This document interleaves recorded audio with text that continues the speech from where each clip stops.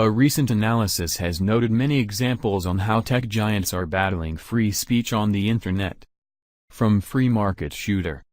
The Washington Post reports that back in November, after the election, Obama met with Mark Zuckerberg to warn him about the spread of fake news on Facebook. Obama reportedly pleaded to Zuckerberg to take the threat of fake news seriously and spoke on the implications fake news would have on the upcoming 2020 election if Zuckerberg left it unchecked. As WAPO puts it, Zuckerberg acknowledged the problem posed by fake news. But he told Obama that those messages weren't widespread on Facebook and that there was no easy remedy. Either Zuckerberg is clueless or willfully ignorant. Without a doubt, fake news dominates Facebook, ripping through scores and scores of users worldwide on a daily basis. Last week, Zuckerberg even admitted that Facebook sold over $100,000 in ads to Russian companies and fake Russian accounts. To say there is no easy remedy to fake news, however, is true. Still, fake news is only a danger to a dullard populace, which the U.S. is undoubtedly faced with. Ever since the topic of fake news exploded during the 2016 U.S. presidential elections, it has been worked as a guise and vehicle for creeping censorship and corporate autocracy. Out of the $100,000 in ads that went to Russian companies or accounts, Facebook is only turning over 3,000 politically themed advertisements that were bought by suspected Russian operatives to Congress.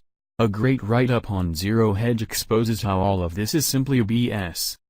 A total, $26.8 billion in ad revenue that Facebook generated in the U.S. If $50,000 of Russian influence can swing an entire presidential election, can you imagine what $26.8 billion can do? Of course, not all of that $26.8 billion was spent on political advertising, so we took a shot at breaking it down further. We found that political advertising represented 5% of the overall ad market in the U.S. in 2016. We further assume that political share of the overall ad market is roughly half of that amount in non-election years, or 2.5%. Using the data, we figure that Facebook may get 3.5% of their annual revenue from political advertising in an average year, or nearly $1 billion per year, give or take a few million. Unfortunately, this still does little to support Zuckerberg's thesis that the $50,000 he keeps talking about is in any way relevant to the 2016 election. 3,000 politically themed Russian ads are a drop in the ocean compared to the potential Facebook could have had at influencing the election. Suggesting that 3,000 ads influenced an election only makes the hypocrisy of Zuckerberg's $1 billion a year from politically oriented advertising shine brighter. If you believe that Facebook had your best interests at heart during the 2016 election, consider that site co-founder, Dustin Moskovitz, donated $20 million to various groups supporting Clinton.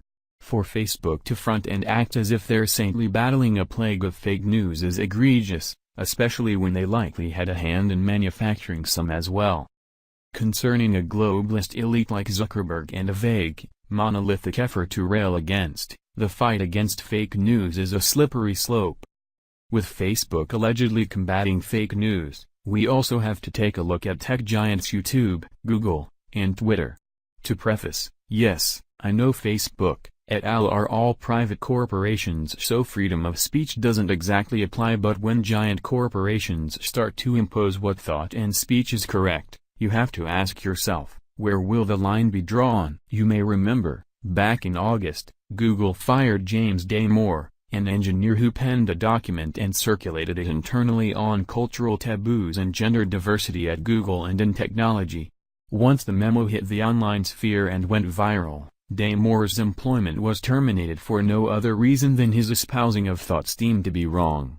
Instead of debate or discussion, discourse was instead quashed by Google. Thank you for watching. If you enjoyed this video, then please subscribe to my channel.